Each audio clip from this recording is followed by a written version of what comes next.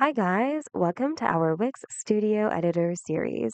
Today, we are going to go through how your clients edit their site. Once they accept your invite and log in, they'll be able to choose from two modes.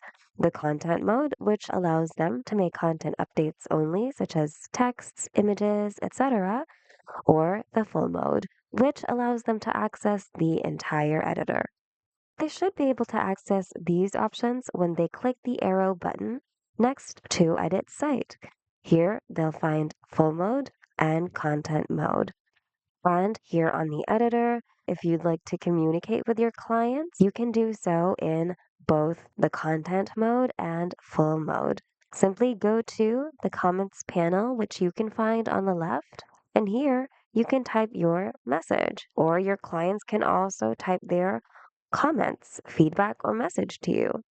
And if you like, you can also even mention them here.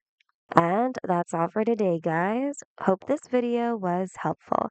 If you need more Wix tutorials, check out our channel and consider subscribing as well. Thanks for watching and see you guys in the next video.